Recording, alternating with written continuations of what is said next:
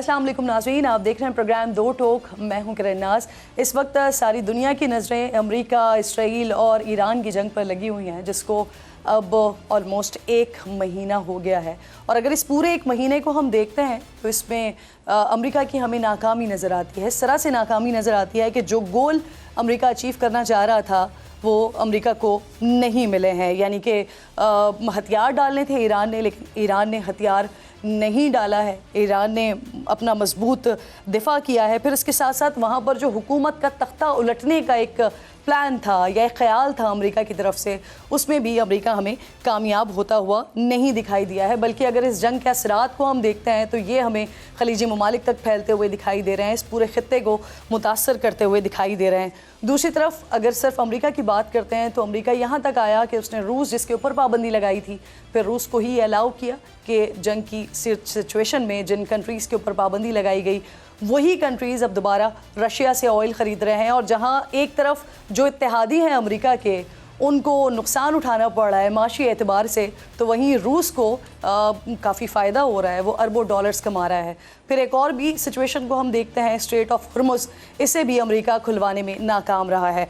अगर मुख्तलिफ सिचुएशंस को देख रहे हैं, मुख्तलिफ मीडिया रिपोर्ट्स को देख रहे हैं या मुख्तलिफ रिपोर्ट्स जो हमारे सामने आ रही हैं, पेट्रो डॉलर, इसको भी शदीद ख़तरात लाहक हो गए हैं। यहाँ तक कि कुछ ये भी इत्तलात मौसूल हुई, CNN के मुताबिक ये भी हमारे सामने इत्तलात आई कि आबनाए हुर्मुज़ से चीनी करेंसी में जो ऑयल परचेज़ करेगा या कर रहा है, उनको वहाँ से गुज़रने की इजाज़त देने का ईरान सोच रहा है। अगर ये काम हो जाता है, अगर सिचुएशन इस तरफ चली जाती है, तो जो माशी नक्शा है दुनिया का और ख़ास तौर पर इस खित्ते का, वो हमें बहुत तेज़ी के साथ तब्दील होता हुआ दिखाई देगा। जो सऊदी कुछ रिपोर्ट्स हैं उसके मुताबिक ये भी हमारे सामने आ रहा है कि ईरान ने अब तक जो अटैक्स किए हैं उसमें से 83% वो अटैक्स हैं जो गल्फ़ कंट्रीज़ पर किए गए हैं, और जो 17% है, 17% हैं, वो इसराइल के ऊपर किए गए हैं। जो मुज़ाकरात हो रहे हैं इसके दौरान भी दोनों तरफ से हमले हो रहे हैं। अमेरिका इसराइल हमले कर रहा है ईरान पर, और ईरान जो है वो फिर खलीजी ममालिक पर और इसराइल की तरफ हमला कर रहा है। अगर मैं पाकिस्तान की बात करती हूँ इस सारी सिचुएशन में, तो बड़ा की रोल पाकिस्तान की जानिब से प्ले किया जा रहा है। पाकिस्तान ने न सिर्फ ईरान के ऊपर जो कुछ हुआ उसकी मजम्मत की, बल्कि जो कुछ खलीजी ममालिक के साथ फिर ईरान की तरफ से किया गया उस पर भी पाकिस्तान की तरफ से स्टेटमेंट्स आए, बड़े सख्त स्टेटमेंट्स आए। और उसके बाद हम ये सिचुएशन भी देख रहे हैं कि इस वक्त दुनिया भर में ये बातें हो रही हैं कि जो मरकज़ है वो इस्लामाबाद है, और सारी नज़रें इस्लामाबाद पर टिकी हुई हैं, क्योंकि जो मुज़ाकरात होने हैं वो भी इस्लामाबाद में होने हैं, और ऐसा जर्मन वज़ीर ख़ारजा की तरफ से बताया गया है। तो पाकिस्तान का रोल बड़ा इंपॉर्टेंट है इसमें, इस सारी सिचुएशन में। और पाकिस्तान एक एतबार से इस वक्त हम सेफियस्ट कंट्री भी कह सकते हैं। जब हम देख रहे हैं कि ये पूरा खित्ता इस सारी सिचुएशन में मुतासर हो रहा है, तो वहाँ पर पाकिस्तान पर, इस्लामाबाद पर सबकी नज़रें हैं। मुख्तलिफ इसके एंगल्स हैं जिस पर आज के प्रोग्राम में हमने डिस्कशन करनी है, लेकिन इसके साथ साथ एक और भी अहम मामला है, उसको भी हम अपने इब्तिदाइये में ज़िक्र कर देते हैं, और फिर उसके बाद बेइंतहाई मौज़ूज़ मेहमान साथ मौजूद होंगे जो इन सारे मामलात के ऊपर बात करेंगे। वो मामला ये है कि TTP का सरबराह नूर वली महसूद, इसकी काबुल में मौजूदगी के हवाले से इंकशाफ हुआ है। और जब ये इंकशाफ सामने आता है तो फिर एक बड़ा सवाल उठ जाता है कि जो अफ़गान तालिबान हैं, इनकी पाकिस्तान से जो दुश्मनी है, क्या ये बात इस बात को और ज़्यादा वाज़ेह नहीं कर देती है? इसके अलावा पाकिस्तान के जो सियासी मामलात हैं वो किस तरफ जा रहे हैं, वो क्या इशारा दे रहे हैं? इन तमाम अहम मौज़ूआत पर बात करने के लिए प्रोग्राम में मेरे इंतहाई मौज़ूज़ मेहमान अमीर जमात इस्लामी जनाब हाफिज़ नईमुर रहमान साहब मेरे साथ मौजूद हैं। बहुत शुक्रिया। अस्सलाम वालेकुम। सबसे पहले गुज़री हुई ईद आपको बहुत बहुत मुबारक। वक्त देने का बेहद शुक्रिया। इस वक्त हाफिज़ साहब जो सिचुएशन बनी हुई है पूरी दुनिया में, नज़रें हमारे ही खित्ते के ऊपर हैं, पाकिस्तान की अपनी इसमें एक जो अहमियत है वो है, उस पर मैं आगे चलकर बात करूंगी। लेकिन इस वक्त आपको सिचुएशन कहाँ जाती हुई दिखाई दे रही है कि जहाँ हम देखते हैं कि एक महीना हो गया है जिस तरह से ईरान की जानिब से रेजिस्ट किया जा रहा है, जो कुछ ख्याल किया जा रहा था अमेरिका की तरफ से, उसमें अमेरिका को नाकामी हुई है। नताइज क्या देख रहे हैं आप? देखें, ये तो बहुत अहम बात है कि डोनाल्ड ट्रंप ने ये कहा कि हमने कामयाबी तो शुरू के घंटों में ही हासिल कर ली थी, और हम तो ये कहते हैं कि शुरू के घंटों और दिनों में ही ईरान ने कामयाबी हासिल कर ली। उसकी वजह ये कि जितने दावे इन लोगों ने किए थे कि हम जब यहाँ बमबारी करेंगे اور ان کی لیڈرشپ کو ٹارگٹ کریں گے تو پھر لوگ نکل کر کھڑے ہو جائیں گے اور رجیم چینج ہو جائے گا اور ہم اپنی مرضی کی حکومت بنا دیں گے اور ایران کو ہم اس طرح کر دیں گے. وہ تو سارا کا سارا ان کا فیل ہو گیا. ان کی اسیسمنٹ کی بھی غلطی تھی. یعنی آج کی دنیا میں اتنی بڑی ٹیکنالوجی اور اتنی بڑی انٹیلیجنس کے بعد یہ ان کا ٹوٹل فیلئر ہے. اور یہ امریکہ کو سمجھنا چاہیے کہ یہ اس وقت وہ کتنے زوال اور ڈھلان کا شکار ہے. ایران نے جس طرح سے ریزسٹ کیا ہے یہ بہت بڑی بات ہے اور ہمیں مکمل طور پر اس کو سپورٹ کرنا چاہیے, اس لیے کہ ان کے پاس تو کوئی دوسرا راستہ ہی نہیں تھا. انہوں نے اپنی لیڈرشپ کی قربانی دی ہے, اپنے نوجوانوں کی اور بچیوں کی جس کے اوپر بمباری کی گئی ان کی قربانی دی ہے, اپنے جتنے انفراسٹرکچر ہے وہ اس کو برداشت کر رہے ہیں ان پہ بمباری, اور جتنے بھی سینسیٹیو چیزیں ہیں وہ سب جھیل رہے ہیں اور اس کے باوجود ڈٹ کر کھڑے ہوئے ہیں. اب ٹرمپ کہہ رہا ہے کہ بات کرو اور وہ کہہ رہے ہیں کہ نہیں, بات کرنے کے لیے ایجنڈا طے کرو, اور یہی ایک اہم چیز ہوتی ہے. تو میں سمجھتا ہوں کہ ایران نے تو انتظار کیا جا رہا ہے, امریکہ جو ایران نے اپنا جواب دیا ہے اب انتظار کیا جا رہا ہے کہ ڈونلڈ ٹرمپ اس کے اوپر کیا جواب دے. 6 دن انہوں نے 15 نکات انہوں نے دیے. جی ہاں, اور اس کے بعد اب مزید 10 دن دے دیے ہیں. اس کا مطلب یہ ہے کہ ان کے پاس ان کو سجائی نہیں دے رہا. اس کی وجہ ہے کہ پوری دنیا میں امریکہ بدنام ہو رہا ہے. خود امریکی عوام پہلی مرتبہ یہ ہو رہا ہے کہ اپنے پریزیڈنٹ کے خلاف ان کا رد عمل ہے. ان کی پارٹیوں میں پرابلم پیدا ہو گئی ہے, ان کے بجٹ کے ایشوز آ گئے ہیں, پوری دنیا میں توانائی کا ایک بحران پیدا ہو گیا ہے, خلیجی ریاستیں الگ پریشان ہیں. اور خلیجی ریاستوں میں تو یہ بات بہت واضح ہو کر سامنے آئی کہ وہ امریکہ جس کو ہزاروں بلین ڈالر انہوں نے دے دیے, وہ امریکہ ان کی سیکیورٹی نہیں کر رہا, باقی سب کچھ کر رہا ہے. لوٹ مار کا نظام چل رہا ہے. یعنی پہلے بھی سینکڑوں ارب جو ہے وہ ڈالر انہوں نے لیے ہوئے تھے, اور ابھی پچھلا آپ کو یاد ہوگا پچھلے سال جو دورہ فرمایا تھا ڈونلڈ ٹرمپ نے, جس میں تحفے بھی وصول کیے تھے, اور کہیں 400 بلین ڈالر, کہیں 600 بلین ڈالر, کہیں 1000 بلین ڈالر کے معاہدے ہو رہے تھے, اور ڈیٹا سینٹرز کی بات ہو رہی تھی.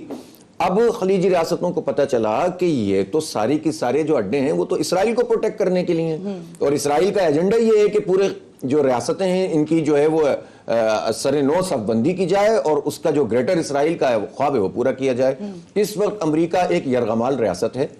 ایک طرف وہ لوگ ہیں کہ جو صہیونی ہیں, زائنسٹ ہیں, اور ان زائنسٹ میں نہ صرف یہ کہ اسرائیل کے یہودی زائنسٹ ہیں بلکہ کرسچن زائنسٹ بھی موجود ہیں جو خود امریکہ میں بڑی تعداد میں ہیں. اور دوسری طرف انہیں جو لوگ یہ سارے کام انجام دے رہے ہیں ان میں وہ ہیں جو شیطان کی پرستش کرنے والے پجاری ہیں, جو ایپسٹین رجیم ہے. اس وقت بیسیکلی جو امریکہ میں رجیم کام کر رہی ہے ڈونلڈ ٹرمپ کی سربراہی میں, وہ ایپسٹین رجیم ہے, پوری انسانیت کو کچل رہے ہیں. تو اس لیے اسرائیل دونوں طرف سے کام کر رہا ہے, ایک طرف جینوسائیڈ کر رہا ہے وہ فلسطین میں, اور دوسری طرف امریکہ کو استعمال کر کے اپنے مقاصد پورے کر رہا ہے.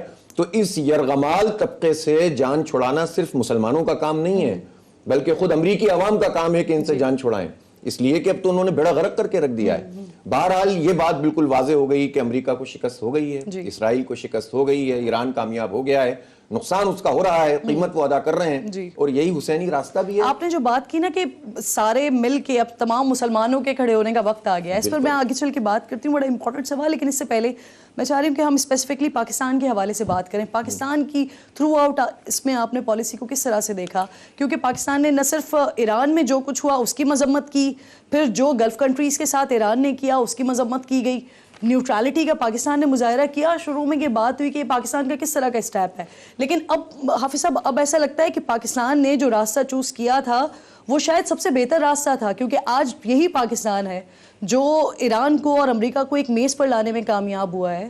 اسلام آباد پر سب کی نظر ٹکی ہوئی ہیں, میڈیشن پاکستان کروا رہا ہے. نہیں, یہ بات پاکستان کی پوزیشن تو بہت نازک تھی, اور لیکن الحمدللہ پاکستان اس لحاظ سے بہت اہمیت رکھتا ہے کہ وہ ایک مسلم دنیا کی واحد نیوکلیر پاور ہے. جیو اسٹریٹجک پوزیشن اس کی بہت زبردست ہے, اور وہ سب سے اپنے پورے وقار سے بات کر سکتا ہے. مجھے لگتا ہے کہ یہ تو ٹھیک ہے کہ ہم نے ایران کا ساتھ دیا, اور ایران کے لوگوں نے بھی ہماری جو ہے تعریف بھی کی اور شکریہ بھی ادا کیا ہے, دونوں بار. لیکن موقف کے اعتبار سے بھی بہت واضح طور پر امریکہ اور اسرائیل کی کنڈمنیشن ہونی چاہیے. اس سے آپ کی نیوٹرلٹی متاثر نہیں ہوتی ہے, حق بات تو آپ کو کہنی پڑے گی. اور آپ تو اب اسرائیل کی طرف سے بیانات دیکھ رہے ہیں, ان کا ہدف تو پاکستان کا نیوکلیئر پروگرام ہے. اب ٹھیک ہے کہ ہم اس پر ریئیکٹ کرتے ہیں اور کہتے ہیں کہ ہم بھی دیکھ لیں گے, لیکن بات یہ ہے کہ بات تو سمجھنے کی ہے نا, کہ وہ تو ہمیں اپنے دشمن کی فہرست میں رکھتے ہیں. وہ جو امریکی انٹیلیجنس کی رپورٹ سامنے آئی, اور انہوں نے جو 5 ممالک کے نام لیے جس میں رشیا اور چائنا اور شمالی کوریا اور ایران اور اس کے ساتھ پاکستان کو بھی شامل کیا, اپنے میزائل پروگرام کے حوالے سے گویا انہوں نے اپنے دشمنوں کی فہرست میں پاکستان کو رکھا ہوا ہے. تو اس غلط فہمی میں کسی کو بھی نہیں رہنا چاہیے کہ ڈونلڈ ٹرمپ سرل اچھے دار باتیں کر کے ہم ان لوگوں کو جو ہے وہ اپنا ہم نوا بنا سکیں گے. یہ ان کی مجبوری ہے کہ وہ پاکستان سے بات کر رہے ہیں. تو اس لحاظ سے تو پاکستان نے اچھا کام کیا. پاکستان نے جو اچھا کام کیا وہ یہ ہے کہ اسرائیل اپنا جو ایران اور سعودی عرب کے درمیان جو غلط فہمیاں تھیں ان کو دور کرنے کی کوشش کی ہے. میں سمجھتا ہوں کہ یہ بہت اہم بات تھی, اس لیے کہ اگر سعودی عرب اور ایران میں کوئی چپقلش بڑی پیدا ہو جاتی تو یہ بہت نقصان دہ بات تھی. تو اس میں پاکستان نے بہت اہم رول ادا کیا. اور یہاں پر حافظ صاحب سعودی عرب کا کردار بھی بڑا امپورٹنٹ ہے کہ جس طرح سے اٹیکس ہوتے رہے ان کی جانب سے بڑا ریسٹرین شو کیا گیا. دیکھیں سعودی عرب ہو یا اور خلیجی ریاست ہوں ان کو یہ بات تو بہت اچھی طرح سے سمجھ میں آ گئی ہے کہ اب ہم امریکہ کے اوپر انحصار نہیں کر سکتے, اور جو غلطیاں ہو گئی ہیں وہ ہو گئی ہیں. یہ ہماری اپنی نااتفاقیاں, یہ ہماری اپنی لڑائیاں, ہماری اپنی پراکسیز ہیں جس کے نتیجے میں آج ہمیں یہ حال دیکھنا پڑا ہے. لیکن اب یہ بات سب کو سمجھ میں آ رہی ہے کہ جو اسرائیل ہے وہی در حقیقت اسی کا ایجنڈا آگے بڑھ رہا ہے. اس لیے ہم یہ سمجھتے ہیں کہ پاکستان نے اچھا رول ادا کیا, سعودی عرب نے بھی اس مرتبہ ذرا جو تحمل کا مظاہرہ کیا, اور ایران کی طرف سے بھی اگر دیکھیں ایران نے ایک بات تو بہت واضح کی تھی اور اس نے کہا تھا کہ بھئی دیکھیں جہاں جہاں امریکی اڈے ہیں, جب امریکہ ہم پر حملہ کرے گا تو ہم امریکہ پہ تو بمباری نہیں کر سکتے نا, ہم تو ان کی فوجیوں پر ان کے اڈوں پر ریٹیلیٹ کریں گے. تو وہ کام انہوں نے کیا ہے.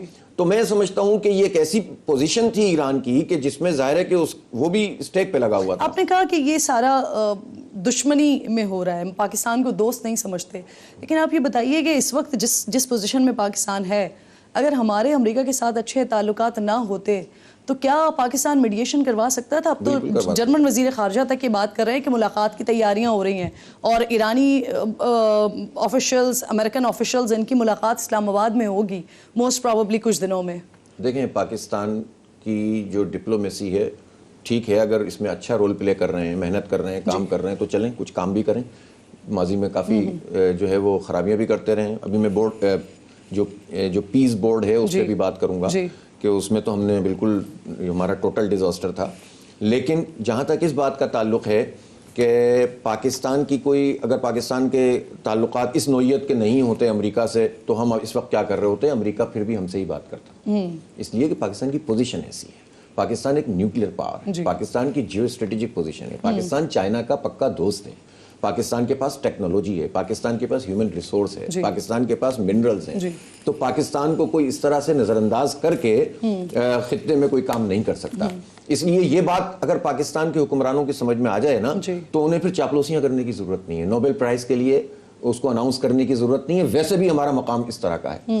اب یہ ہے کہ آپ کی پوزیشن ہے, امریکہ اس کو کنسیڈر کر رہا ہے. حافظ صاحب کیا آپ نہیں سمجھتے کہ یہ جو آپ باتیں کر رہے ہیں یہ سچویشن بھارت کے پاس بھی ہے نا, نیوکلیئر پاور بھارت بھی ہے, لیکن اگر پاکستان کو چوز کیا جاتا ہے کسی چیز کے لیے تو یہ پاکستان کا کریڈٹ نہیں ہے. آپ سمجھتے ہیں ایران کی پاکستان سے تعلق کی جو نوعیت ہے وہ بھارت سے جتنی بھی آپ کی ٹائز ہوں اور تجارت ہو ایران کی, لیکن بھارت وہ کام نہیں کر سکتا. اور بھارت نے تو جا کر اسرائیل کی گود میں بیٹھ کر کھلم کھلا اعلان کر دیا نا.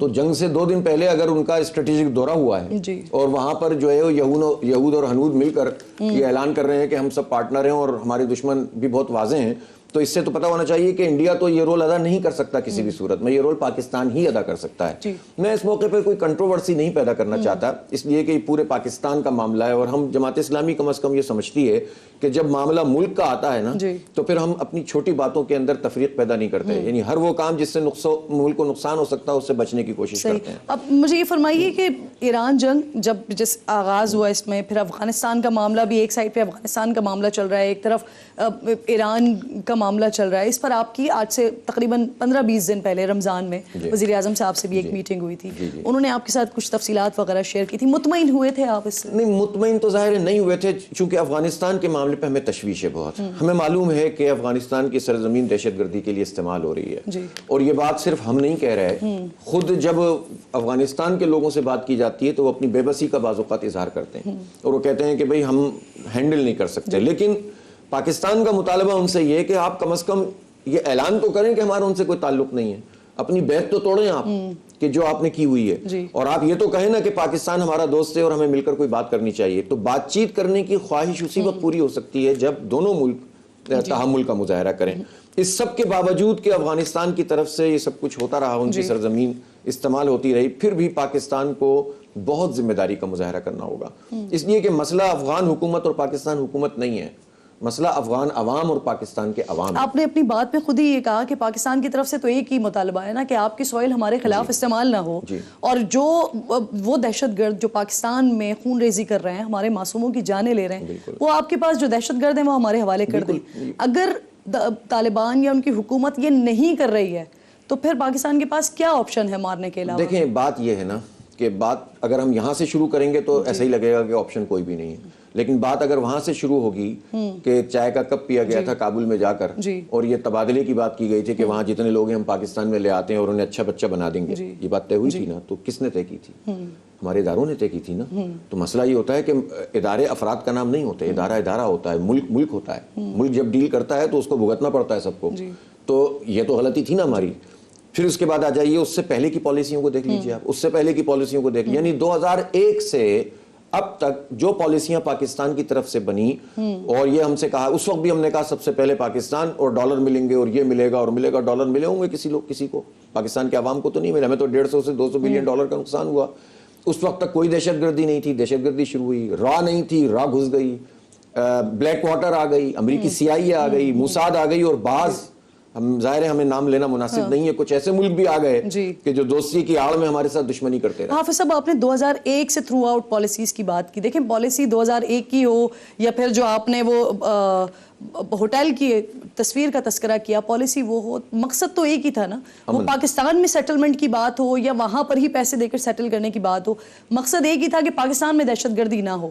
اب جب اگر وہی ہو رہی ہے، پھر آج یہ پتہ چلتا ہے کہ نور ولی محسود بھی افغانستان میں ہی بیٹھا ہوا ہے، پھر پاکستان کے پاس کیا آپشن رہ جاتا ہے؟ پاکستان کے پاس آپشنز ہیں اور میرا خیال ہے اس کو بروئے کار لایا جاتا ہے، لیکن جس لیول پر لانا چاہیے اس میں مجھے کچھ کمی محسوس ہوتی ہے، اور میں سمجھتا ہوں کہ وہ رائٹ ٹائم ہے، اب جس نے جو ایڈونچر کرنا تھا کر لیا، اب یہ ٹائم ہے کہ علماء دونوں طرف کے، انٹرنیشنل علماء کی تنظیمیں ایسی موجود ہیں جو معاملات میں دلچسپی لے کر چیزوں کو ایڈریس کر سکتی ہیں، پھر وہ تاجر جو بارڈر کے دونوں طرف تجارت کرتے ہیں، جن کا بہت بڑا اسٹیک ہے، اس کو لوگ نظر انداز کرتے ہیں۔ دیکھیں یہ خیر ظاہر ایک بہت بڑی بات ہے کہ اس وقت تو بارڈر ہم نے سیل کیا ہوا ہے، نقصان دونوں ملکوں کے عوام کو ہو رہا ہے، خاص طور پر افغانستان کے عوام کو ہو رہا ہے، یہ بات وہاں کی حکومت کو سمجھنا چاہیے، لیکن اگر ہم ایک ٹریڈ زون بنا دیتے ہیں اور اس میں سیکیورٹی کے ہمارے معاملات طے پا جاتے ہیں، دہشت گردی کو ہم منیمائز کرنے میں دونوں حکومتیں اتفاق کرتی ہیں اور خاص طور پر افغان طالبان اس پر تیار ہو جاتے ہیں، تو جو ہمارے بارڈرز کے ساتھ موجود قبائل کے لوگ ہیں اور جو تاجر ہیں جن کا بہت بڑا اسٹیک ہے، اگر ہم ان کو بھی سامنے ملا لیں، بہت سارے ایسے لوگ ہیں قبیلے کے، ان قبائل کے مشران جنہیں کہتے ہیں، ان کو ساتھ لیں، چونکہ یہ مشران یہ رول پلے کر سکتے ہیں کہ جو دونوں طرف بارڈر کے ان کے قبیلے موجود ہیں اور ان کے پورے جو ہے نا اسٹیکس موجود ہیں، تو ان لوگوں کو انوالو کریں، علماء کو انوالو کریں، پھر جو دیگر ممالک ہیں، قطر ہے اور چائنا ہے، رشیا ہے، ان کو انوالو کریں، تو میں سمجھتا ہوں کہ اب وہ وقت آ گیا ہے کہ افغان طالبان کو بھی پتہ چل گیا کہ اس کے نتیجے میں کچھ حاصل نہیں ہونا، اور پاکستان بھی ظاہر ہے اپنے بھائیوں کے اوپر کتنا کر سکتا ہے۔ دو مختصر سوال حافظ صاحب، ایک تو یہ کہ TTP آپ انہیں دہشت گرد سمجھتے ہیں، دوسری بات یہ کہ جو اس وقت جو رجیم یا جو حکومت افغانستان میں بیٹھی ہوئی ہے، ان کے پیچھے بھارت پیسہ رو سمجھتے ہیں آپ؟ دیکھیں کنیکشن ہے، اور یہ بہت بڑی بدقسمتی کی بات ہے، دیکھیں باتیں نکلتی ہیں تو پھر نکلتی ہیں نا۔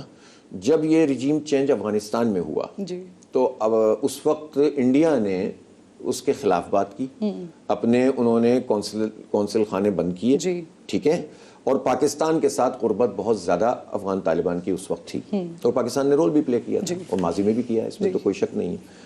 یہ وہ ٹائم تھا، یہ وہ وقت تھا جس کی بھی حکومت تھی اور جو بھی بااثر لوگ تھے، یہ ان کا کام تھا کہ اس کو اسٹرینتھن کرتے، اعتماد سازی ہوتی، اس لیے کہ آپ جتنا بھی لڑنے بالآخر آپ کو بات کرنی پڑے گی، اس لیے کہ آپ الگ نہیں کر سکتے اس پورے خطے کو ایک دوسرے سے۔ ہم نے 45 سال افغانوں کی میزبانی کی ہے، ہماری مارکیٹیں ان کے لیے کھلی ہوئی ہیں، ہمارے گھر ان کے لیے کھلے رہے ہیں، ہم نے سب کچھ کیا ہے، بالکل۔ یہ تو ہم جو ہیں یہ تو نہیں کر سکتے نا کہ ایک سوہانی سوپ جو ہے وہ سب ہمارے دشمن ہو جائیں۔ اس وقت حافظ صاحب پیچھے رو ہے، بھارت ہے، پیسہ ہے، اور وہ استعمال، لیکن دیکھیں افغان حکومت کو یہ بات اچھی طرح سمجھنی چاہیے کہ بھارت ان کا کبھی بھی دوست نہیں ہو سکتا۔ بھارت کا جو مائنڈ سیٹ ہے، اور خاص طور پر یہ مودی رجیم میں تو ہندوتوا کا مائنڈ سیٹ، اس مائنڈ سیٹ میں تو وہ مسلمانوں کے دشمن ہیں، وہ صرف ہمارے خلاف دیکھیں اب اس میں ہوتا کیا ہے کہ آپ کوئی فتوے والی زبان میں بات کریں نا تو اس کے پھر اپنے بہت بڑے کانسیکوینسز ہوتے ہیں. ہم تو سیدھی بات یہ کرتے ہیں کہ مسلمانوں کا خون بہانا, ہمارے افواج پاکستان کو نشانہ بنانا اور انفلٹریٹ کر کے آپ یہاں پر پہنچیں اور بھتے وصول کریں, دہشت گردی کریں تو دہشت گردی کہی جائے گی, چاہے وہ جس طرح کی ابھی ذہن سازی ہو رہی ہے, جو کچھ آ رہا ہے, جس طرح سے لوگوں کو مارا جا رہا ہے, قتل کیا جا رہا ہے, انفیکٹ جب پہلے ہم نے دیکھا تھا جس طرح کی لاشوں کی تک بے حرمتیاں کی گئی ہیں, تو اس کے بعد تو شاید کوئی آر نہیں ہونی چاہیے کہنے میں. کون کہے گا کہ یہ دہشت گردی نہیں ہے؟ میں نے کہا نا, یہ تو ظاہر ہے جو بھی یہ کام کرے گا وہ دہشت گرد ہے, چاہے وہ ٹی ٹی پی کرے, داعش کرے, کوئی بھی کرے. تو اس لیے اس میں کوئی, لیکن مسئلہ صرف اتنا سا نہیں ہے. مسئلہ یہ ہے کہ آپ کو وہ سارے میجرز بھی اب لینے پڑیں گے جس میں اعتماد سازی پیدا ہو. یہ لوگ ان کو مہیا کیسے ہوتے ہیں؟ ہمارا نظام کیا ہے, ہم تعلیم کتنی دے رہے ہیں, ہم روزگار کتنی دے رہے ہیں, یہ جو ہماری پوری قبائلی بیلٹ ہے یہ پچھلے 20-25 سال سے جس طرح تباہ حال ہو چکی ہے, یہ کس کی رسپانسبلٹی ہے؟ مجھے تھوڑا سا کلیئر کر دیجئے, آپ کی بات سے میں کیا سمجھوں, ٹی ٹی پی مکمل طور پر دہشت گرد جماعت نہیں ہے؟ دیکھیں, پاکستان کی حکومت اور ادارے بھی ٹی ٹی پی کے مختلف فیکشن سے رابطہ کرتے ہیں. یہ ایسی باتیں نہیں ہیں کہ جس کو آپ ایبسولوٹ نو اور ایبسولوٹ یس کر دیں. میں سمجھتا ہوں کہ دہشت گردی ٹی ٹی پی کرے یا کوئی بھی کرے, اس کو دہشت گرد کہا جائے گا جو دہشت گردی کرے گا, اور جو بات چیت کرے گا, جو قانون کے اور آئین کے فریم ورک میں کام کرے گا, جو ہے وہ پاکستان کا آئین میں تو حاکمیت اعلیٰ اللہ تعالیٰ کی ہے, اس کو قبول کرے گا تو وہ ٹھیک ہے. ابھی آپ نے آغاز میں ایک بات کہی کہ پاکستان کو کھڑا ہو جانا چاہیے, بورڈ آف پیس سے نکل جانا چاہیے, اور اس کے لیے پھر آپ نے بتایا بھی کہ کون کون سے کنٹریز, یعنی کہ امریکہ کے خلاف رشیا, چائنا کے ساتھ مل کر پاکستان سٹینڈ لے لے. مثال کے طور پر حافظ صاحب, اگر پاکستان سٹینڈ لے بھی لیتا ہے تو دیگر کون سے ممالک ہوں گے جو پاکستان کے ساتھ اس انیشیٹو میں کھڑے ہو جائیں گے, کیونکہ آلموسٹ سارے ہی بورڈ آف پیس میں تو شامل ہیں. اچھا دیکھیں, بورڈ آف پیس نا اس وقت تو عملاً فلاپ ہو گیا, اس لیے کہ ٹرمپ تو آیا تھا کہ جناب میں امن قائم کروں گا اور نوبل پرائز مجھے ملے اور میں دنیا میں امن کا چیمپئن بنوں گا. ایران جنگ کے بعد تو اس کی یہ پوزیشن ہی ختم ہو گئی ہے. لیکن جو بورڈ آف پیس تھا وہ ٹیکنیکلی اس لیے غلط تھا کہ وہ اقوام متحدہ کے بالکل پیرلل ذاتی طور پر ٹرمپ کے ادارے کے طور پر کام کر رہا تھا. کچھ کر نہیں رہا تھا نا حافظ صاحب, ایٹ لیسٹ جنگ بندی تو ہوئی, جنوسائیڈ تو رکا وہاں پہ. جب پاکستان جیسے نیوکلیئر طاقت ٹرمپ کو نعوذ باللہ خدا کا درجہ دینا شروع کر دے اور اس کی بات مان لے اور اقوام متحدہ میں اپنا کیس پلیڈ نہ کرے بلکہ اس قرارداد کی حمایت کر دے جس میں ایبسٹین کیا تھا چائنا اور روس نے, اور ہم نے مخالفت میں اس کی کیوں کی تھی, نہیں کرنی چاہیے تھی. اس بورڈ آف پیس میں اگر پاکستان نہیں جاتا تو ترکی اور سعودی عربیہ اور باقی لوگوں کے لیے بھی ایک اچھی مشاورت کے بعد ہم یہ راستہ بنا سکتے تھے. اب جو کچھ ہونا تھا ہو گیا. اب بہترین موقع ہے کہ اس پوری سچویشن کو دیکھتے ہوئے آپ میڈیشن کریں, بے شک کرنی چاہیے, لیکن بورڈ آف پیس سے باہر آ جانا چاہیے.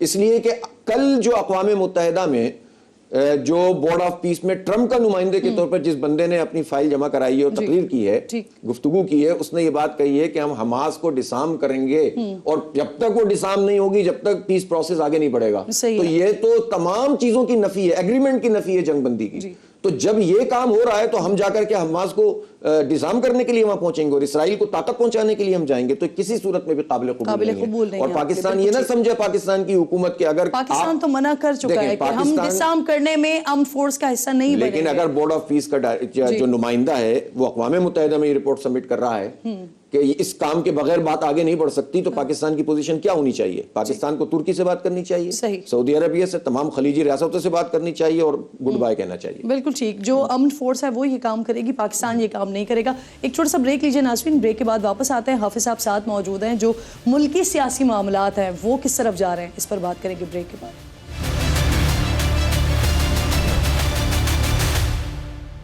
پروگرام میں ایک بار پھر آپ کو خوش آمدید کہوں گی. میرے معزز مہمان حافظ نعیم الرحمان صاحب ساتھ موجود ہیں. حافظ صاحب, سینیٹر مشتاق کے حوالے سے بات کر لیتے ہیں. جماعت چھوڑ کر گئے, افسوس ہوا یا آپ سمجھتے ہیں کہ پارٹی کے لیے بہتر فیصلہ کیا انہوں نے؟ نہیں, میرا خیال ہے ہر ایک کو اس بات کا حق حاصل ہے کہ وہ جماعت میں رہے یا چھوڑ دے. جماعت اسلامی میں وہ والا کام تو ہوتا نہیں ہے جو یہاں ہوتا تھا کہ پارٹی سے گیا تو دنیا سے ہی چلا گیا, تو یہ تو جماعت نہیں کرتی. تو ہر ایک کو اس کا حق حاصل ہے, اور سینیٹ صاحب نے اگر اس کو بہتر سمجھا ہے, اپنے لیے راستہ منتخب کیا ہے, تو کوشش کریں اس بات. صحیح. گورنر سندھ کی تبدیلی ہوئی اور بڑی اچانک سے ہوئی.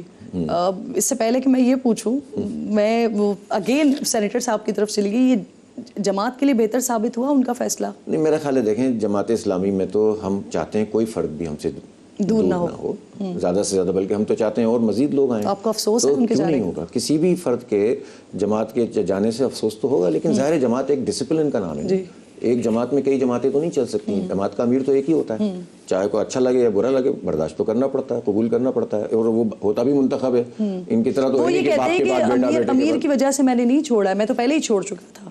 اب کہنا میں اس موضوع پہ بات اس لیے نہیں کرنا چاہتا کہ میرا منصب یہ نہیں ہے کہ میں اس پر بات کروں. صحیح، جی بالکل ٹھیک.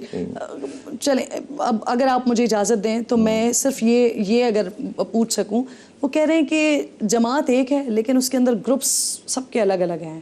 ایسا نہیں ہوتا ہے. جماعت اسلامی ایک ہے، اور جماعت اسلامی ہی تو وہ جماعت ہے جس میں مکمل شورائیت ہوتی ہے. اختلاف رائے ہوتا ہے، اختلاف رائے تو باعث برکت ہوتا ہے. اور اگر آپ اختلاف رائے کو ذاتی مخالفت بنا لیں تو پھر یہ فیصلے کرنے پڑتے ہیں. تو اختلاف رائے کرتے ہوئے جماعت اسلامی آج چل رہی ہے، اور الحمدللہ بھرپور طریقے سے چل رہی ہے اور آگے بڑھے گی انشاءاللہ. ٹھیک، اب ذرا گورنر کے حوالے سے بات کر لیتے ہیں. یہ اچانک کراچی میں تبدیلی ہوئی. ہم کافی عرصے سے یہ باتیں سنتے تو تھے کہیں نہ کہیں سے، لیکن ایم کیو ایم بڑا اس پہ اپنا اسٹانس رکھتی تھی کہ ایسا کچھ نہیں ہونے والا. پھر ہمیں یہ پتہ چلا کہ ایم کیو ایم کو تو شاید ہوا ہی نہیں لگی، ان کو پتہ ہی نہیں لگا. ان کے لوگوں نے آ کے بتایا کہ ہم سے کوئی ڈسکشن ہی نہیں کی گئی. کیا وجہ لگتی ہے آپ کو؟ وہ جو کانفرنس ہوئی تھی کراچی میں، وہ وجہ لگتی ہے؟ نہیں کچھ بھی نہیں. دیکھیں ایم کیو ایم تو اب ریلیونٹ ہے ہی نہیں. یہ تو زبردستی لا کے بٹھا دیا. گورنر کی تبدیلی کی بات کر رہے ہیں. نہیں، گورنر بھی کیا تھے؟ جب گورنر بنے تھے تب یہ لوگ اختلاف کر رہے تھے. آپ ذرا اسٹیٹمنٹ اٹھا کر دیکھ لیجئے، خالد مقبول صاحب کے اور فلاں کے اور فلاں کے. تو پتہ چلا کہ وہ تو اس وقت بھی انہوں نے کہا تھا کہ ہمیں پتہ ہی نہیں ہوتا اور ہمارے میں سے ہی کچھ نہ کچھ کر دیا جاتا ہے. تو یہ 3 4 5 8 10 دھڑے جو ان کے بن گئے ہیں، تو عوام میں تو اب یہ ہے نا کہ پورے 5000 پولنگ اسٹیشن میں سے ایک بھی نہیں جیت سکی ایم کیو ایم، بلکہ 20,000 پولنگ بوتھ میں سے ایک بھی نہیں جیت سکی. 15 سیٹیں ان کو دیں، پھر 2 اور بڑھائیں، اور پھر اس کے بعد مزید بھی بڑھ گئیں. تو سیٹیں تو ان کو 50 دے دیں، 5,000 دے دیں، لیکن پاکستان کے بلکہ کراچی کے، حیدرآباد کے عوام نے تو ایم کیو ایم کو ایک طرح سے مطلب بالکل ہی اٹھا کے. اور اگر مجھے مختصراً بتا سکیں آپ وجہ کیا سمجھتے ہیں اس کی، کیوں تبدیلی ہوئی ہے گورنر کی؟ پہلے ان کے ہاں پہلے سے طے تھا میرے خیال ہے، یہ جو بھی بندر بانٹ تھی پی ڈی ایم کی، تو اس میں طے تھا نا کہ گورنر تو نون لیگ کا بنے گا. تو اسی کے مطابق کیا ہے. میرا تو خیال ہے دیر سے کیا ہے انہوں نے. پہلے کر دینا چاہیے تھا. نہیں، ان کی بندر بانٹ کا مسئلہ ہے بھائی. گورنر بن جائے، وزیر اعلیٰ بن جائے، وزیر اعظم بن جائے، ہیں سارے فارم 47 والے. اچھا، اب فارم 47 کی آپ نے بات کی، میں نے اس پر بھی بات کرنی تھی لیکن وقت بہت تیزی کے ساتھ جا رہا ہے. مجھے فرمائیے، آپ نے اپنی نشست تھی آپ کی PS 129، اس کو آپ نے قبول کرنے سے انکار کیا تھا. مجھے یاد ہے آپ کی پوری پریس کانفرنس اینڈ آل، لیکن وہ سیٹ اب بھی حافظ صاحب آپ کے ہی نام پر ہے. تو اگر تو اس کے لیے پھر آپ کوئی قانونی راستہ کیوں نہیں لے رہے ہیں؟ قانونی راستہ تو ان کو اختیار کرنا چاہیے نا، کہ جنہوں نے غلط طریقے سے کیا تھا. میرے پاس تو ایک ہی قانونی راستہ تھا کہ فارم 45، اس فارم 45 پہ تمام پولنگ ایجنٹ کے نام تھے، ان کے شناختی کارڈ تھے، ان کے تھم تھے. اور میں تو یہ چاہتا ہوں کہ اسی فارم 45 پہ پورے پاکستان کے نتیجے مرتب ہوں. میری اپنی سیٹ پہ جب یہ ہوا کہ 500-700 ووٹ کم، میرے 30,000 کے قریب ووٹ تھے، جماعت کے ووٹ تھے، اور میں نے دیکھا کہ جب یہ کم ہے تو بس نہیں لینی سیٹ. نہیں، اس کا قانونی طریقہ تو یہ ہے کہ آپ اسپیکر کو ایک ریٹرن میں اپنا استعفیٰ دے دیں. نہیں دوں گا اسپیکر کو. اس کی وجہ یہ کہ اس کا مطلب ہے کہ میں قبول کروں گا، پھر مجھے حلف لینا پڑے گا. حلف لینے کا مطلب ہے کہ میں اس کو مانتا ہوں. تو میں کیوں مانوں؟ میں تو نہیں مانتا. اور میں نے یہ بتا دیا ان لوگوں کو. جب یہ بتا دیا اور پوری دنیا کے سامنے پریس کانفرنس کر دی، تو پھر اس کے بعد یہ ان کا کام ہے نا الیکشن کمیشن کا، کہ وہ پھر جو سیکنڈ والا نمبر ہے اس کو دینا سیٹ. لیکن یہ تو کچھ کرنا ہی نہیں چاہتے. اصل میں یہ تو ایکسپوز ہو گئے اس میرے ڈیسیشن کے نتیجے میں. پورے پاکستان میں 2024 کے الیکشن کی جو کریڈیبلٹی تھی وہ دھڑام سے آ کر گر گئی. اللہ کا شکر ہے کہ اللہ نے ہم سے یہ کام لے لیا. تو اس کی کیا حیثیت ہے اس الیکشن؟ بالکل ٹھیک. حافظ صاحب مجھے یہ فرما دیں، کفایت شعاری کر رہے ہیں آپ. پیٹرول کے پرائز جہاں پر گئے، اس کے بعد پورے ملک میں کفایت شعاری مہم حکومت کی طرف سے بھی چلائی جا رہی ہے، عوام سے بھی اپیل کی جا رہی ہے، آپ کر رہے ہیں؟ مریم بی بی 11 ارب روپے کا جہاز بیچیں، کفایت شعاری مہم میں ڈالیں. 9 کروڑ روپے کا پیپلز پارٹی کے چیئرمین سینٹ کی گاڑی ہے، اس کو بیچیں. اسی کے ساتھ ساتھ یہ کریں کہ یہ پروٹوکول میں 35 گاڑیاں آئی ہیں، یعنی 2 سال میں ماشاءاللہ دورہ فرمایا ہے شہباز شریف صاحب نے. 3 گھنٹے بھی یہاں موجود نہیں رہے، اور لوگ کہتے ہیں وفاق کے حوالے کر دو. وفاق کا حال دیکھیں، نہ K4 بنا رہے ہیں، نہ KCR بنا رہے ہیں، نہ گرین لائنز 10 سال میں بنا رہے ہیں. کچھ بھی نہیں کرتے یہ لوگ، یہ کوئی اون ہی نہیں کرتا. اور 35 گاڑیوں کے ساتھ پروٹوکول میں آ کر جو ہے کفایت شعاری دکھا رہے تھے. تو اپنی کفایت شعاری تو یہ ٹھیک نہیں کر رہے، اسکول بند کر دیے، بچوں کا بیڑا غرق کر رہے ہیں تعلیم کا. تو میرا خیال یہ ہے کہ دیکھیں پیٹرول پہ کیا مسئلہ ہے. اس وقت یہ کہہ رہے ہیں نا پیٹرول کی پرائسز بہت زیادہ ہیں. جب پرائسز کم ہوئی تھیں تو آپ نے کتنا کم کیا تھا؟ پہلی بات. دوسری بات ہے کہ پیٹرول کی جو لیوی ہے جو 100 روپے انہوں نے کر دی ہے، اس 100 روپے کا پیٹرول کی پرائس سے کیا تعلق ہے؟ یہ تو اضافی ٹیکس ہے. 2.5 کروڑ موٹر سائیکلیں ہیں پاکستان میں. اگر 1 کروڑ موٹر سائیکل بھی پاکستان میں روز ٹریول کرے اور 1 لیٹر پیٹرول بھی خرچ کرتے ہوں تو یہ 120 روپے جو ہے نا آپ کے بنتے ہیں 1.2 ارب روپے, جو 30 سے ضرب دیں اور پھر 12 سے ضرب دیں تو یہ بن جاتے ہیں تقریباً 400 ارب روپے, 432 ارب روپے. اسی طرح 40 لاکھ گاڑیاں جو چھوٹی گاڑیاں ہیں جی ان کے پیسے بنتے ہیں 500 ارب روپے. یہ 800-900 ارب روپے تو آپ مڈل کلاس اور غریب اور بائکیا اور طالب علم اور مزدور اور کسان اس سے وصول کر رہے ہیں. اور جاگیردار جن کی سینکڑوں مربع زمینیں انہوں نے 10 ارب روپے دی ہیں. سیلریڈ کلاس سے آپ کی بھی تنخواہ کٹتی ہوگی, سیلریڈ کلاس سے تنخواہ آپ کاٹ لیتے ہیں, فکس چارجز لگا کے آپ پیسے وصول کر لیتے ہیں, اور آپ بیڑا غرق کر رہے ہیں عوام کا اور خود کر رہے ہیں عیاشیاں. اپنی عیاشیاں بند کرو نا بھائی. آئی پی پیز کو 2000 ارب روپے دے رہے ہیں اس بجلی کے جو بن نہیں رہی. 49,000 میگا واٹ ہماری کیپیسٹی ہے, پیک 25,000 ہماری جو ہے کنزمپشن ہے, اور اس وقت 14,000 کنزمپشن ہے. باقی پیسے پاکستان کے غریب عوام جمع کرا رہے ہیں ان چند آئی پی پیز کو. ان کی پیمنٹ ڈیفر کرو جب تک یہ جنگ چل رہی, کم از کم اس پہ تو بند کر دیں, تو یہ سارا مسئلہ حل ہو جائے گا. جب آپ کی دوبارہ ملاقات ہو تو آپ کو ضرور یہ تجاویز وزیر اعظم صاحب کو دینی چاہیے. حافظ صاحب ساتھ ہی موجود ہیں, کچھ مزید اہم سوالات ہیں جو حافظ صاحب سے پوچھتے ہیں ایک بریک کے بعد.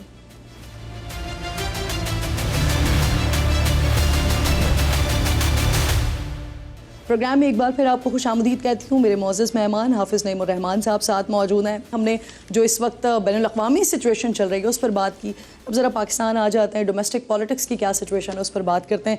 حافظ صاحب, ملکی سیاست آپ کو کس طرف جاتی ہوئی نظر آ رہی ہے؟ اور اگر ملکی سیاست پہ بات ہوتی ہے تو پچھلے کچھ سالوں سے پاکستان تحریک انصاف ہی سب سے زیادہ اہم جماعت کے طور پر ڈسکس ہو رہی ہوتی ہے. یہ فرمائیے, ابھی عید پر ہم نے دیکھا عمران خان صاحب کے بیٹوں سے ان کی بات کروائی گئی, ان کی ضمانت یا ان کے رہائی کے حوالے سے ان کی جماعت تو کہہ رہی ہے کوشش ہو رہی ہے, لیکن جو خان صاحب کا طرز تخاطب کہہ لیجئے یا جس طرح کی وہ گفتگو کرتے ہیں, یا پھر بیٹوں کی بات کے فوراً بعد ہم نے دیکھا کہ انہوں نے عدلیہ کے اوپر بڑی شدید تنقید کی ہے. تو آپ کو لگتا ہے کہ جو خان صاحب کی راہ میں, رہائی کی راہ میں جو رکاوٹ ہے وہ بیسکلی یہی ایک مسئلہ ہے, ان کا طرز تخاطب ہی ہے, ان کا انداز ہی ہے؟ دیکھیں, بنیادی طور پر اس سے قطع نظر کہ کون کیا ہے, اصولی بات یہ ہے کہ جو پولیٹیکل لیڈرشپ ہے اس کو پولیٹیکل گراؤنڈ پر جیل میں نہیں ڈالنا چاہیے. اور سارے سیاسی اختلافات کے باوجود ہمارا موقف یہی ہے کہ عمران خان صاحب ایک سیاسی قیدی ہیں اور ان کو رہا ہونا چاہیے. اور جو بھی کیسز ہیں ٹھیک ہے, عدالتوں میں ثبوت ہیں. دیکھیں نا, وہ جو بھی 9 مئی کا واقعہ تھا اس کی بالکل پراپر انکوائری ہونی چاہیے, بجائے اس کے کہ ایسی عدالتوں کے ذریعے سے کام لیا جائے جو خود ہی آپ تشکیل دیتے ہیں, خود ہی ترمیمیں کر کے اپنی مرضی کی چیزیں بناتے ہیں. تو اس سے تو عوام کا اعتبار تو نہیں ہے. تو خان صاحب کو تو رہا ہونا چاہیے. اور اگر کرپشن کے الزامات ان کے اوپر ہیں تو پھر نواز شریف صاحب اور زرداری صاحب کو کہاں ہونا چاہیے؟ یہ تو پاکستان کے کسی بچے سے بھی پوچھیں گے تو اس کو وہ کھولی نہیں ملے گی جہاں پر ان کو ڈالا جائے. اس لیے میں سمجھتا ہوں کہ یہ باتیں کرنا سب جانتے ہیں. یہ حکومتیں یہی کام کرتی ہیں کہ ایک آتی ہے تو دوسرے کو اندر کر دیتی ہے, دوسرے آتی ہے تو پہلے کو اندر کر دیتی ہے. یہ سلسلہ تو اب ختم ہونا چاہیے. اس سے پہلے والی حکومت میں بھی یہی ہوا, خان صاحب کی حکومت میں بھی اور موجودہ حکومت میں بھی یہی ہو رہا ہے. غلط کیا. اچھا, اب جہاں تک اس بات کا تعلق ہے کہ دیکھیں, مینڈیٹ کا جو ہے نا احترام کرنا چاہیے. یہ مینڈیٹ کا احترام کرنا جو ہے وہ کسی فرد کا احترام نہیں ہے, پاکستان کے عوام کا احترام ہے, پاکستان کے آئین کا احترام ہے. جب بھی آپ مینڈیٹ کے الرغم اس کے برخلاف جب کاروائیاں ڈالتے ہیں تو ٹرسٹ ڈیفیسٹ پیدا ہوتا ہے عوام, کیونکہ عوام جس کو ووٹ ڈالتے ہیں تو جب ان کی مرضی کا بندہ نہیں آتا تو آپ کا اعتماد بحال نہیں ہو سکتا. آپ کچھ بھی کر لیں, آپ کتنے بھی بڑے چیمپئن بن جائیں, یہ اعتماد کبھی بھی بحال نہیں ہو سکتا. تو پاکستان کے تمام جو ارباب اختیار ہیں میں ان سے کہتا ہوں کہ یہ کام ان کو کرنا پڑے گا کہ پاکستان کے عوام میں جب تک ٹرسٹ نہیں آئے گا, جب تک آپ مسئلہ حل نہیں کریں گے. آپ بحرانوں سے گزر رہے ہیں, آپ کو اندرونی بحران ہیں, آپ کے ہاں بیرونی قوتیں آپ سے میڈیشن تو کروا رہی ہیں لیکن بی ایل او کو سپورٹ بھی تو کر رہی ہیں. وہی تو انفلٹریٹ کرتے رہے ہیں, انہوں نے بیڑا غرق کیا ہے. دہشت گردی امریکہ کی وجہ سے ہے پاکستان میں. تو اس لیے یہ سمجھنا کہ جناب اس کے ذریعے سے مسئلہ حل ہو جائے, مسئلہ تو پاکستان کے عوام سے جب تک پاکستان کے صاحب اقتدار لوگوں کی دوستی نہیں ہوگی, اور وہ دوستی ہوگی مینڈیٹ کا احترام کر کے. جس کا بھی مینڈیٹ ہو صحیح اس کو لائیں, اور باؤنڈریز ہونی چاہیے سب. سیاستدان, بدقسمتی یہ ہے کہ سیاستدانوں کا پرابلم کیا ہے, سیاستدان اپنی پارٹی میں جمہوریت نہیں لاتے, یا تو خاندان پہ چلتی ہے یا جو ہے ڈکٹیٹرشپ پہ پارٹی چلاتے ہیں. سیاستدانوں کا پرابلم یہ ہے کہ انہیں الیکٹیبل چاہیے ہوتے ہیں. سیاستدانوں کا پرابلم یہ ہے کہ انہیں اسٹیبلشمنٹ کی چھتری چاہیے ہوتی ہے. اگر اسٹیبلشمنٹ غلط حرکت کر رہی ہے تو پھر سیاسی جماعتوں کو بھی تو اپنے آپ کو ٹھیک کرنا چاہیے نا, کڑوا گھونٹ پینا چاہیے اور برداشت کرنا چاہیے, محنت کرنی چاہیے. عوام کے ساتھ ہی عوام پر اعتبار کریں, اسٹیبلشمنٹ پہ اعتبار نہ کریں, ورنہ پھر یہی حال ہوگا سب کا. تو مجھے فرمائیے, اس میں وقت لگتا ہے. صحیح. حافظ صاحب, عمران خان صاحب کے رہائی کے لیے وزیر اعلیٰ نے اعلان کیا رہائی فورس بنانے کا، اور آج تو پھر یہ بھی اطلاعات آئیں کہ اس کی رجسٹریشن کا بھی آغاز ہو گیا ہے. آپ عرصہ دراز سے پاکستان کی سیاست کو دیکھ رہے ہیں، پاکستان کی سیاست میں عملی طور پر آپ خود موجود ہیں. یہ فورس وغیرہ بنانے سے رہائیاں ہو جاتی ہیں؟ نہیں، یہ تو ظاہر ہے. دیکھیں نا وہ کیا کریں. ان کا پرابلم یہ ہے کہ وہاں نا جو پی ٹی آئی کا پرابلم ہے وہ یہ ہے کہ عمران خان ہیں اور عمران خان ہیں اور عمران خان ہیں. 1 نمبر سے لے کر 1000 نمبر تک بھی عمران خان ہے. اس کے علاوہ تو پارٹی ایگزسٹ ہی نہیں کرتی. جس پر وہ ان کی طرف سے ہوگا اس کو لوگ قبول کرتے ہیں، جب وہ ہاتھ ہٹاتے ہیں تو اس کو قبول نہیں کرتے. اب یہ ہر فرد ظاہر ہے جب کسی پوزیشن پہ آتا ہے تو اپنے آپ کو جسٹیفائی کرنا چاہتا ہے نا. تو پچھلے والے بھی قافلے لے کر جاتے تھے، 11 ضلعوں سے گزر جاتے تھے ایک دن میں، اور یہ والے بھی جو ہیں وہ کوشش کر رہے ہیں کہ اس کے ذریعے سے وہ اپنی جسٹیفیکیشن کریں. لیکن یہ بات اچھی طرح سے یہ جانتے ہیں جو سی ایم صاحب ہیں کہ یہ فورس بنانے سے مسئلہ حل نہیں ہوگا. اور فورس کا مطلب کیا ہے؟ ایک تو پولیٹیکل فورس ہوتی ہے. سیاسی مزاحمت تو بہترین چیز ہے، اچھی بات ہے، ہونی چاہیے.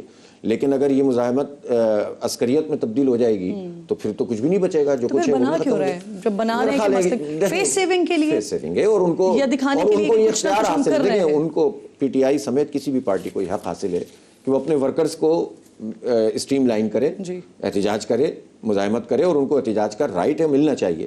البتہ اس طرح کی کوئی چیز کا تاثر دینا کہ جس کے ذریعے سے ہم جا کے قبضہ کر لیں گے تو وہ تو ناممکن ہے اور نہ یہ کرنا چاہیے. اس سے اجتناب کرنا چاہیے.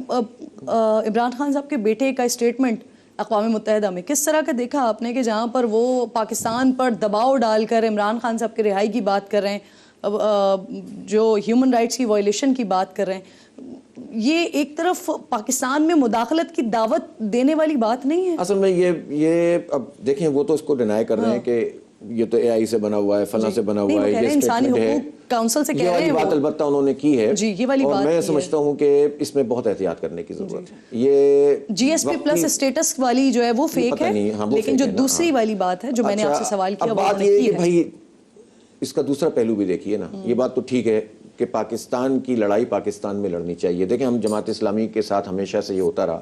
ہمیں تو مولانا مودودی کو تو ملٹری کورٹ سے پھانسی کی سزا بھی ہوئی، جماعت اسلامی پر پابندی بھی لگی، لیکن کبھی جماعت اسلامی نے ملک سے باہر جا کر پاکستان کے خلاف بات نہیں کی. اس لیے کہ ہم جانتے ہیں کہ اس کے کانسیکوینسز کیا ہوتے ہیں، اور یہ بات ہمیں اپنی لڑائی خود لڑنی چاہیے، دم پیدا کرنا چاہیے. اس لیے کہ یہ پہلی مرتبہ نہیں ہو رہا پاکستان میں. بعض لوگ سمجھتے ہیں کہ یہ سیاستی ابھی شروع ہوئی ہے، شعوری ابھی شروع ہوا ہے، کامی ابھی شروع ہوا ہے. ایسا نہیں ہے، لوگوں نے بڑی قربانیاں دی ہیں، بڑی جدوجہد کی ہے. حافظ صاحب جماعت اسلامی تذکرہ جب کیا آپ نے تو مجھے بنگلہ دیش یاد آ گیا. بنگلہ دیش میں وہاں پر بڑا مومنٹم بنا، لیکن نتائج بڑے مختلف آئے.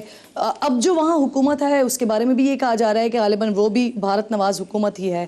کیوں اتنا بڑا انقلاب آیا، اتنا کچھ مختلف ہم نے وہاں پر دیکھا، لیکن اس کے باوجود بھی وہ تبدیلی آ نہیں سکی ووٹ کے ذریعے؟ نہیں، بہت بڑی تبدیلی آئی ہے وہاں پر. دیکھیں جماعت اسلامی کی جو آخری انتخابی پوزیشن تھی وہ ویسی تھی جیسے تقریباً ہماری پاکستان میں، اور وہ حالات مجھے ویسے ہی لگ رہے ہیں کہ جس میں اب انشاءاللہ ہم بھی باؤنس بیک کریں گے. اللہ نے چاہا، ہم نے کراچی میں تو کر لیا، باقی بھی کریں گے. دیکھیں 3 سیٹیں تھیں جماعت اسلامی کی جو آخری پراپر الیکشن لڑا تھا. بعد میں تو پھر حسینہ واجد نے آ کر جو کچھ کیا تھا، اور پھر تو الیکشن کا ساری پارٹیاں بائیک آؤٹ بھی کر رہی تھیں. 15 سال 17 سال انہوں نے مسلسل جیلوں میں ڈال کے رکھا، پھانسیاں دیں، قتل کیا، گولیاں چلائیں، اور ہزاروں کی تعداد میں خواتین، طالبات، ان سب کو جیل میں ڈالا. اور الحمدللہ جماعت دوبارہ اٹھی اور جماعت اسلامی نے 2.25 کروڑ ووٹ حاصل کیے. پاکستان میں آج تک کی تاریخ میں کسی جیتنے والی پارٹی نے بھی آج تک کی تاریخ میں 2.25 کروڑ ووٹ حاصل نہیں کیے. جماعت اسلامی بنگلہ دیش نے اپوزیشن میں آنے کے باوجود 2.25 کروڑ ووٹ حاصل کیے، اور یہ سفر شروع ہوا ہے 30-40 لاکھ ووٹ سے. تو آپ سمجھ سکتے ہیں کہ وہ کتنی بڑی طاقت میں ہے. ہاں البتہ ایک پرابلم ہوئی ہے کہ جو اس وقت بی این پی ہے، ان کے جو اسٹیٹمنٹ میں دیکھ رہا ہوں تو اس کے نتیجے میں یہ تاثر بن رہا ہے کہ وہ اب بھارت کے ساتھ زیادہ اپنے آپ کو کمفرٹیبل کرنے کی کوشش کر رہے ہیں، اور ان کی خام خیالی ہو. حافظ صاحب جی ایس پی اسٹیٹس کے حوالے سے جو بات کی آپ نے، اگر انہوں نے اس اسمبلی میں یہ بات نہیں کی، لیکن اب جو سائیڈ لائن پہ میٹنگز ہو رہی تھی اس میں ضرور یہ والا تذکرہ ہوا ہے. اقوام متحدہ کے سائیڈ لائن ایونٹ میں انہوں نے یہ ضرور کہا ہے کہ جی ایس پی پلس جو فریم ورک ہے اس کے تحت پاکستان نے وعدہ کیا تھا کہ انسانی حقوق کے اصولوں کی پاسداری کرے گا، جو نہیں ہو رہی. پھر اسی طرح زلفی بخاری صاحب وہ بھی وہاں پر ان کے ساتھ ہی موجود تھے، تو وہ یہ کہتے ہیں کہ پاکستان کے پاس جی ایس پی کا جو درجہ ہے پلس کا وہ برقرار رہنا چاہیے، لیکن اس کے ساتھ ساتھ اس کی نگرانی بھی ہونی چاہیے. تو آپ کیا سمجھتے ہیں یہ ایسے پلیٹ فارم پر یہ بات کر کے اس جی ایس پی اسٹیٹس کو متنازع بنانے والی بات نہیں ہے؟ میرا خیال اس میں احتیاط ان کو بھی کرنی چاہیے. اور ایک مسئلہ پی ٹی آئی کا اس وقت یہ ہے کہ اس وقت پی ٹی آئی جس طرح میں نے کہا نا کہ امریکہ میں چند گروہوں کے ہاتھوں پورا امریکہ یرغمال ہے, پی ٹی آئی کا پرابلم بھی یہ ہے کہ کچھ ایسے لوگ جو سوشل میڈیا انفلوئنسر بنتے ہیں, کچھ ایسے لوگ جو لابنگ کے لیے فرم ہائر کرتے ہیں. اس وقت تو امریکہ میں لابنگ کے لیے پی ٹی آئی نے بھی اور حکومت نے بھی فرم ہائر کی ہوئی ہے, اور سب ڈونلڈ ٹرمپ کی خوشنودی حاصل کرنے میں کوشش کر رہے ہیں, کام کر رہے ہیں. یہ انہی کوششوں کا ایک تسلسل ہے. حالانکہ میں سمجھتا ہوں کہ یہ سب چیزیں بیکار ہوتی ہیں, اس سے کچھ حاصل نہیں ہوتا, اور اپنے ہی ملک میں اور اپنے ہی عوام کے ساتھ مل کر ہم جو سیاسی مزاحمت پیدا کر سکتے ہیں اسی سے حالات بدلتے ہیں, اور اس میں بڑے استقامت کا مظاہرہ کرنا پڑتا ہے. دنیا میں ایسا جہاں بھی مشکلات ہوتی ہیں اس میں یہ کام کیا جاتا ہے. تو میرا خیال ہے کہ پی ٹی آئی کو اس سے اجتناب کرنا چاہیے اور صحیح ڈائریکشن پہ کام کرنا چاہیے. ملک میں رہتے ہیں, ہاں البتہ میں یہ ضرور کہتا ہوں کہ جو انسانی حقوق کی خلاف ورزیاں ہو رہی ہیں وہ نہیں ہونی چاہیے. پاکستان میں یہ کوئی پولیس اسٹیٹ یا کوئی اس طرح کی اسٹیٹ تھوڑی ہے کہ جو چاہو کرتے رہو اور کوئی پوچھنے والا نہیں. بالکل ٹھیک. بہت بہت شکریہ حافظ صاحب, پروگرام میں آپ ساتھ موجود تھے. انتہائی اہم گفتگو مکمل طور پر اس وقت جو منظرنامہ ہے پاکستان کی سیاست کا یا پھر جو دنیا میں اور جو اس خطے میں چل رہا ہے اس پر حافظ نعیم الرحمان صاحب اپنی ماہرانہ گفتگو کر رہے تھے. وقت ختم ہو گیا پروگرام کا. انشاءاللہ ناظرین سے ملاقات ہوگی کل. اپنا اور اپنے ملک کا خاص خیال رکھیے. فلسطین کو, مقبوضہ کشمیر کو اپنی دعاؤں میں یاد رکھیے. اللہ نگہبان.